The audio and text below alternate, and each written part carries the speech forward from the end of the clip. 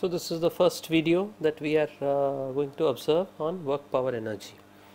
So as we proceed, this is a new chapter. So let's look at the basic definitions and start from there.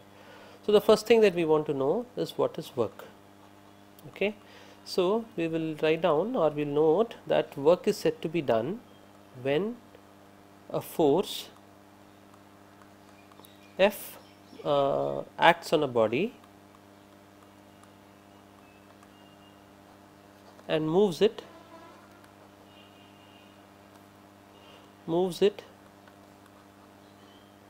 through a distance d in its direction.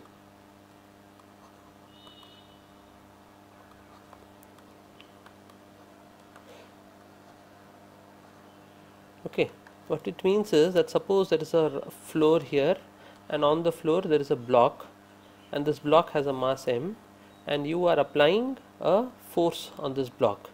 If because of this force the block moves a certain distance in its direction, then we will say that work is said to be done, and this work is equal to force into displacement. Okay, so the work is force into displacement. Technically, suppose there is a body here and suppose there is a force F acting and this angle here is theta, and the body undergoes a displacement. Say, let us say the force is F vector and the body undergoes a displacement, let us say S vector. Then work done by the force is defined as F dot S. That work is the scalar product of force and displacement. Work is equal to F dot S, which can further be simplified as F S cos theta. If it can be written as F S cos theta, I can say it is equal to F cos theta into S, or I can say it is F into S cos theta. What it would mean is, if I take F cos theta, if this is the force, F cos theta is the force in the direction of displacement. So this F cos theta is the force in the direction of displacement. This S cos theta is the displacement in the direction of the force. So combining these two, I can say that work is equal to force into displacement in the direction of force,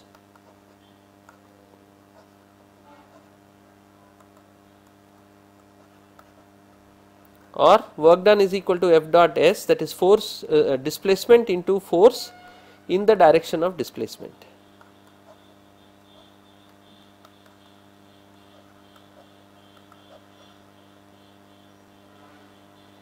Okay, so it is force in the direction of force into displacement in the direction of the force, or displacement into force, whichever way you look at it. So work is equal to F cos theta. So from here very clearly it is obvious that work is a scalar quantity, and we will understand this, that work is a scalar quantity and its units will be Newton into meter. So Newton into meter is what is called as 1 joule. So 1 Newton into 1 meter is what is called as 1 joule. When a force of 1 Newton moves a body through a distance of 1 meter, the work done is said to be 1 joule. Smaller units of this will be dyne centimeter, and 1 dyne centimeter is nothing but 1 erg. So 1 erg is the work done when a force of 1 dyne moves a body through a distance of 1 centimeter. So this is what is called as 1 erg. So you have 1 joule and you have 1 erg.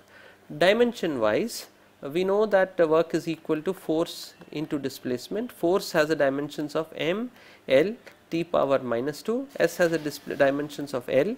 So combining both, I can say the work has a dimension of m, l squared, t power minus 2. So this is the dimension of work. Work is a scalar quantity. Work is a scalar quantity and its units are joules.